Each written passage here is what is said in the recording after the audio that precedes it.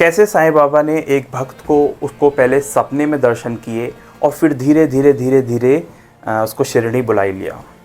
ये कहानी है लाला लक्ष्मी चंद की। लाला लक्ष्मी चंद जो थे वो एक प्राइवेट कंपनी में, एक अच्छी कंपनी में मुंशी का काम करते थे। अब हुआ ये कि एक बार वो सो रहे थे और सोते समय उनको एक सपना आया और उस सपने में ऐसा उनको दिखा कि एक दाढ़ी वाले संत बैठे हैं बीच में और उनके चारों तरफ खूब सारी भीड़ लग रही है। और ये खूब सारी भीड़ देखी उनने और उन संत को देखा। इतने में उनका सपना जो है टूट गया। अब ऐसे दिन बीतते गए। अब हुआ ये, अब आप देखिएगा बाबा ने कैसे बात को घुमाया। लाला लक्ष्मी चंद जो थे वो अपने एक मित्र के गए जहाँ पर दासगढ़ू महाराज जो साईं बाबा का कीर्तन किया करते थे उस ज़माने में और उनकी ख्याति पूरे महाराष्ट्र में, पूरे हिंदुस्तान में फैला रहे थे। तो दासगढ़ू महाराज जी कीर्तन करते समय बाबा का चित्र रखते थे सामने और फिर कीर्तन शुरू करते थे। तो लाला लक्ष्मी चंद जो थे उनको न्योता आया, वो अपने मित्र के यहाँ गए कीर्तन में। वहाँ देखा दासगढ़ू महाराज कीर्तन कर रहे हैं और जो कीर्तन में तस्वीर रखी है वैसे ही संत उनको सपने में दिखे थे जिनके चारों तरफ भीड़ थी। वो ये देख के चौंक गए कि ये ऐसा कैसे हो गया कि जो मेरे को सपने में दिखे थे वो आज मेरे सामने हैं, वो भी तस्वीर में। जब उन्होंने पूछा तो उनको बताया गया कि ये शिरडी के साईं बाबा हैं और ये बहुत पहुँचे हुए संत हैं और आज इस वक्त ये शरीर रूप में हैं, तो आप जाकर दर्शन कर सकते हैं। फिर कुछ समय बाद इनके एक मित्र जिनका नाम था शंकर राव, उन्होंने इनसे पूछा कि मैं शिरडी जा रहा हूँ तो आप मेरे साथ चलेंगे क्या। इन्होंने सोचा कुछ दिन पहले मेरे को सपना दिखा, उसके बाद दासगढ़ू महाराज का कीर्तन सुनने को मिला और अब अचानक से एक माध्यम से मेरे को बुलावा आ गया। तो इन्होंने बहुत खुशी हुई और इन्होंने पैकिंग कर ली और ये चल दिए शिरडी के लिए।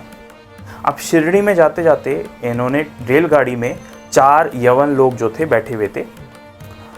उन 4 लोगों से पूछा कि आप कहाँ से आ रहे हैं, तो उन्होंने बोला शिरडी से आ रहे हैं। तो फिर ये बोलते हैं कि शिरडी के जो साईं बाबा हैं उनके बारे में आपका क्या कहना है। वो लोग कहते हैं कि वो बहुत पहुँचे हुए संत हैं और शिरडी में बहुत ज़्यादा उनका मान सम्मान है और बहुत भीड़ आती है और सबकी मनोकामना वह पूर्ण कर देते हैं।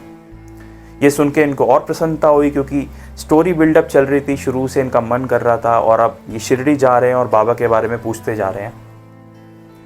अच्छा, इनके मन में एक बात थी कि मैं बाबा से मिलूंगा तब उनको अमरूद भेंट करूंगा, ये उन्होंने सोच के गए थे। पर अब वो शिरडी कोपरगांव उतरे। अब इस बात को जब कोपरगांव में बैलगाड़ी में पहुंचे और बैठे तो ये आसपास के नज़ारे देखते देखते भूल गए कि मुझे अमरूद भी खरीदने थे बाबा को भेंट करने के लिए। ये भूल गए।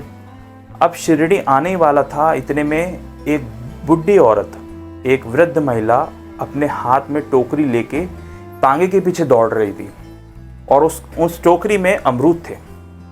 वो चिल्लाते हुए आ रही थी कि रुको रुको रुको, मेरे से अमरूद खरीद लो। तो उन्होंने ऐसे अपनी गाड़ी को रुकवाया और उस वृद्ध महिला से बोला आप क्या लाई हैं। तो उन्होंने बोला मैं अमरूद लाई हूँ। तो बोले हम शिरडी जा रहे हैं। तो उन्होंने बोला आप जा रहे हैं तो अमरूद खरीद लीजिए। तो वो अमरूद खरीदने लग गए। उन्होंने अपने अनुसार अमरूद खरीद लिए। कुछ अमरूद बचे टोकरी में, तो वो वृद्ध महिला बोलती हैं कि ये बचे हुए अमरूद भी आप ले जाइए अपने साथ और मेरे तरफ से बाबा को अर्पित कर देना। अब ये सुन के लाला लक्ष्मी चंद के होश उड़ गए क्योंकि उन्होंने सोचा था कि मैं अमरूद भेंट करूंगा बाबा को जब मिलूंगा और मैं भूल गया। और बाबा ने किसी न किसी माध्यम से, अभी तो मैं मिला भी नहीं हूँ बाबा को, फिर भी किसी न किसी माध्यम से मुझे याद दिला दिया कि मेरा प्रण था कि मैं अमरूद भेंट करूंगा और बाबा स्वयं किसी न किसी रूप में आके मुझे अमरूद दे गए। ताकि एक भक्त की एक इच्छा, अगर वो बिना अमरूद के वहाँ पहुँचते तो उनके मन में ऐसा होता था कि मैंने सोचा था, मैंने विचार किया था लेकिन मैं नहीं ला पाया। लेकिन एक भक्त निराश ना हो जाए अपने गुरु से मिलते वक्त, तो बाबा ने इतनी लंबी बात सोची कि एक भक्त अगर नाराज़ ना हो जाए, इसलिए खुद ही किसी न किसी माध्यम से पहुँच गए और उन्हें अमरूद दिलवा दिए कि लो अमरूद लेकर ही आओ। अब हुआ ये कि वो शिरडी पहुँचे, बाबा के दर्शन किए अच्छी तरीके से। दर्शन करने के बाद बाबा अचानक से बोलते हैं कि लोग शिरडी मुझसे मिलने आते हैं और रास्ते में पूछते हुए आते हैं और मुझ पर विश्वास नहीं है, तो फिर क्यों आते हैं। वो उनको मालूम था कि वो रास्ते में पूछताछ करते हुए आ रहे थे और बाबा ने ये उनके तरफ इंडिकेशन किया है। फिर बोले कि साईं बाबा बोले कि उधार लेके मुझसे मिलने क्यों आना। फिर वो दोबारा चौंक गए, क्योंकि जो लाला लक्ष्मी चंद थे वो उधार लेके अपने बॉस से, अपने मित्र से उधार लेके आए थे शिरडी दर्शन करने के लिए। तो बाबा कभी ऐसा नहीं चाहते थे कि कोई भक्त कर्जा ले और कर्जा लेके वो शिरडी आए दर्शन करने के लिए। तो वो फिर से चौंक गए। अच्छा, अब क्या हुआ कि शिरडी में, द्वारका माई में सांझा एक डिश होती है, सांझे का प्रसाद बटा। अब लाला लक्ष्मी चंद ने वो प्रसाद खाया, उनको बहुत ही अच्छा लगा, उसका टेस्ट बहुत ही अच्छा लगा। तो अब जब वो अगले दिन दोबारा दर्शन करने आए तो उन्होंने मन में सोचा कि आज भी सांझे का प्रसाद मिल जाए तो मज़ा आ जाए। तो सांझे का प्रसाद लेकिन उनको मिला ही नहीं। अब तीसरे दिन वो दोबारा आए। अब वो भूख भी बहुत लग रही थी जब तीसरे दिन दर्शन करने आए, और उनके पीठ में भी बहुत दर्द था। अब वो सोच रहे थे सांझा कल तो मिला नहीं, परसों मिला था। वहीं पास में बाबा बैठे थे, तो बाबा उनकी सब बात जानते थे। बापू साहब जो बाबा के एक और भक्त हैं, उन्होंने बाबा से पूछा कि बाबा आज क्या खाएंगे आप, आज काय का प्रसाद लाऊं? तो बाबा बोलते हैं कि सांझे का ले आओ। अब आप घटना देखिए कि उनकी मन की बात बाबा पढ़ रहे हैं और फिर कुछ ना कुछ सही पथ प्रदर्शन कर रहे हैं लाला लक्ष्मी चंद का। तो बापू साहब जो सांझा बनवा के ले आए।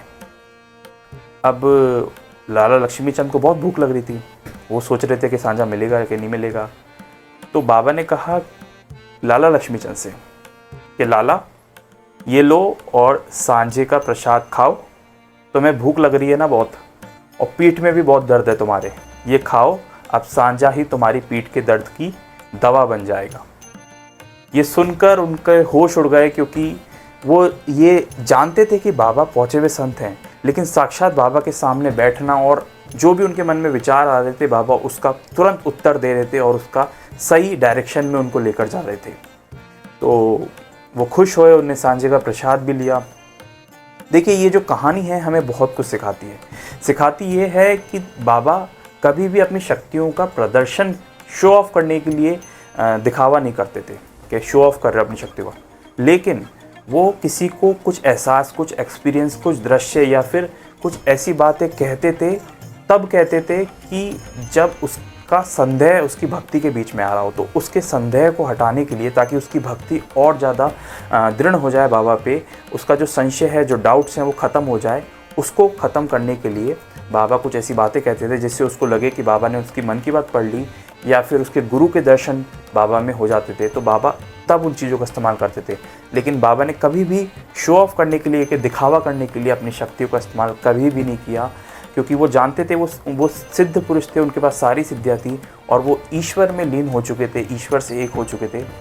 फिर भी बाबा ने कभी ऐसी दिखावा या शो ऑफ वाली चीज़ें नहीं की। सिर्फ भक्त के मन से संदेह हटाने के लिए बाबा ने कुछ चीज़ें दिखाई, कुछ एक्सपीरियंस कराए, जिससे कि उसकी भक्ति और मजबूत हो पाए। इसी तरह अगर आप साईं बाबा से जुड़ी हुई और कहानी जानना चाहते हैं, और लाला लक्ष्मी चंद की आगे भी एक दो कहानी है जो हम आगे जाके डिस्कस करेंगे, असली हिस्ट्री जानना चाहते हैं, तो अभी आप सब्सक्राइब कर सकते हैं इस चैनल को।